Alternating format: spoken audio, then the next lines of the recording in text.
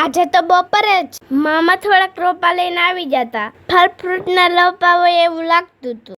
રોપા બહાર પડે તો એટલે આપણે રોપા સાલવાનું ચાલુ કર્યું. સમાહું હોય એટલે ઝાડવાનું તો વાવવાના જ હોય. ઓ ભાઈ, તમે તમારે આજુબાજુમાં એક બે ઝાડવા વાવતા રહેજો. ઘડીકમાં બધાય રોપા હારી નાખ્યા.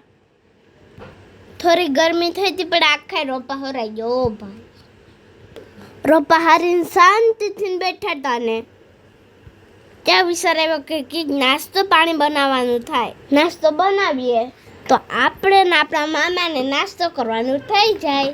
એટલે આપણે રસોડા જઈને એક થાળી ને એક સાકી ગોતી લીધી હતી. પછી તો આપણે જબલામાંથી બે ત્રણ બટેટા કાઢી લીધા. બટેટા કાઢીને મસ્ત ના ધોવા લાગી ગયા. બટેટા કાઢીને સરખાઈ આપણે પહેલા ધોઈ નાખીએ. આપણે આપણી ડંકે મસ્તીના બટેટા સાફ કરવા બેસી ગયા. બટેટા મૂકીને આપણે ડુંગળી ગોતવા લાગ્યા. ડુંગળી પણ બે ત્રણ હાથમાં આવી ગયા આપણા. વિડીયો જોયા પહેલા તમે કમેન્ટ કરીને જણાવી દો કે આજે હું શું બનાવતી હોય. પછી તો આપણે ડુંગળી સુધારવા લાગી ગયા. આંખોમાં આંસુ તો આવે છે પણ હવે સુધારવી તો પડશે જ. હેલ્મેટનો વેચ્યો નથી. તમે ડુંગળી સુધારો તો હેલ્મેટ ગોતી લઈ જવો. ડુંગળી ફોલીને આપણે તરત ડુંગળી મોરવા બેસી ગયા. ઘડીકમાં તો બધી ડુંગળી મોરી નાખી. ડુંગળી મોરાઈ ગયો. બટેટાનું કામ લેવાનું છે. બટેટા પણ આપણે ફોરવા વર્ગી ગયા. હજી તો એક બે બટેટા ફોલ્યા ત્યાં વરસાદના સાટા પડવાનું ચાલુ થયું.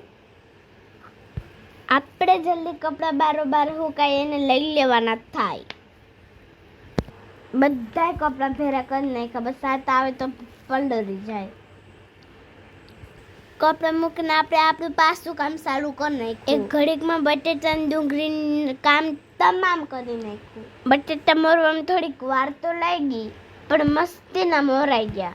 હવે એક ટમેટું ઘટતું તો આપણે ટમેટું ગોતી લીધું. ટમેટું સરખું ધોઈ નાખ્યું અને મસ્તીનું અને તરત મોરી નાખ્યું. બધું મસ્તીનું મોરાઈ ગયું એટલે આપણે આપણી માએ હકલીને રસોડા તરફ ભાગ્યા. પેલું કામ તો તમને ખબર છે ને, પાટલું લઈને નીચે મૂકી દેવાનું. કેમ કે આપણે ગેસ સુધી પૂગી નથી શકતા. ટોપલીમાં થોડુંક તેલ લઈને ગેસ હાલતો કરી દીધો. તેલ છો એટલે પેલું કામ જીરું નાખવાનું.